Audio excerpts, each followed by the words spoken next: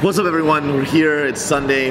We're at the first ever NCI hormone course. Testosterone was in moderate range. Wasn't bad. Okay, DHEA is elevated. Remember, high DHEA. What is that usually a sign for? Okay, the body being overstressed. Okay, producing that to compensate for cortisol. Travis is crushing it today, and I wanted to take a minute because there's something really important that I've been working on with you, and you personally, not just in our coaching, but in our coaching relationship. And so it's the concept of athletics or performance versus purely cosmetics. Cosmetics, yeah. Right? And so our first 3 years together, it's been about 3 years now. 3 years. Was really focused around trying to maintain both.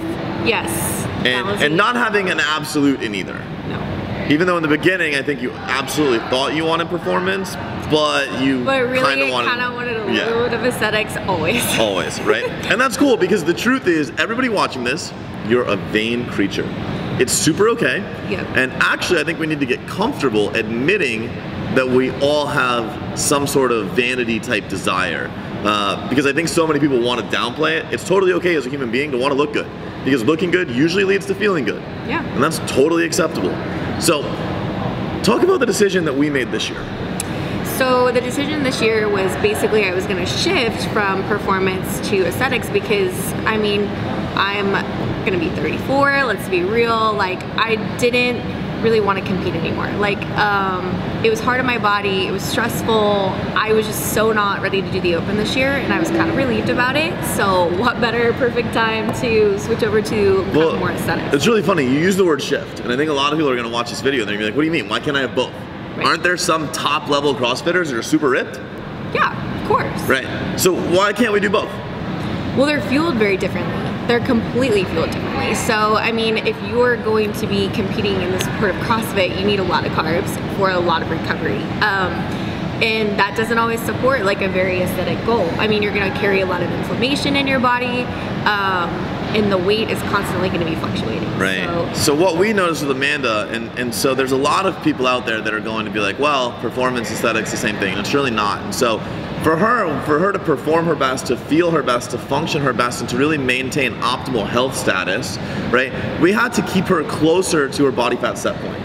Now, the aesthetic she desires is actually slightly lower than her body fat set point, and that's totally okay. A lot of you guys are gonna fit that mold. So what we had to start doing is we had to start decreasing carbohydrate intake, but then when we saw that, the overall well-being factor started to come down, performance subsequently came down, and then she wasn't getting either one, right? Because now she's overtrained, she's under-recovered relative to the activity she's doing. So we had to sit down, we had to have a very serious conversation. What is it you want out of your training? And as she just said, her decision this year was purely cosmetics.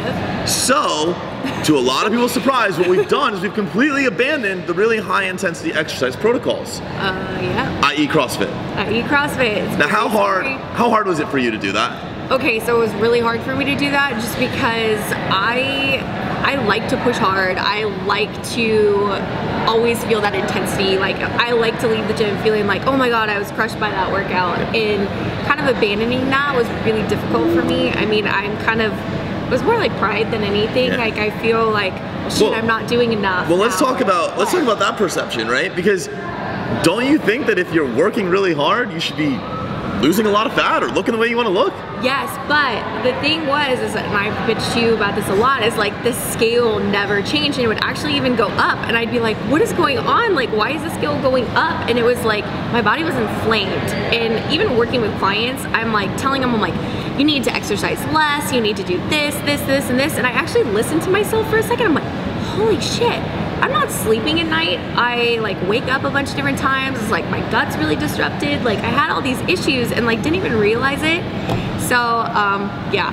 So basically what I'm trying to let everybody know, and I'm using Amanda as an amazing example, is that you really have to understand where you sit, guys, in the triangle of awareness. You know, performance goals are totally okay. If you want to be on top of the podium at the CrossFit Games, great. But if you want to be on top of the podium at the CrossFit Games, you cannot in any way prioritize cosmetics in your athletic pursuit. It's just not going to work. Because typically, cosmetics, guys, is going to have a protocol of a caloric deficit. Most people that want cosmetics want a body fat reduction. Body fat reduction comes from a calorie deficit.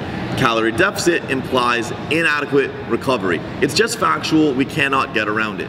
Now, if you want cosmetics and you want to live in a calorie deficit, like we just said, the implication is you're not going to recover adequately. Not at all. Inadequate recovery is absolutely not going to give you your best performance. So if you have an absolutely cosmetic goal, you're also not wanting an absolutely performance-based goal. So don't come to me telling me you want to be on a stage or in a bikini and super ripped on the beach, but that you also want to win the CrossFit Games. It's just not going to happen. But you're also willing to go uncomfortable. Like, I'm totally okay with the fact that, yeah, I'm probably gonna be really hungry. And I'm probably, you know, at some point my sleep might not be as great. But I'm not competing at that high level anymore, so I don't necessarily need as much recovery as I did before. Right. So guys, moral of the story, and I really want you to follow along Amanda's journey. Can you tell them where they can follow you? So you can follow me on my Instagram. I'm actually posting a lot about my journey.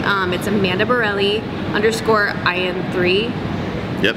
And are you on any other social platforms or just there? Are we on and Facebook too? I'm on Facebook as well. And so I don't post as much on Facebook. I more so post on IG. Awesome. I want you guys to follow Amanda. I want you to see the protocol she's doing. She's completely shifted from a CrossFit paradigm into more of a traditional strength and conditioning paradigm in her fitness. Now, we've also matched up her nutrition.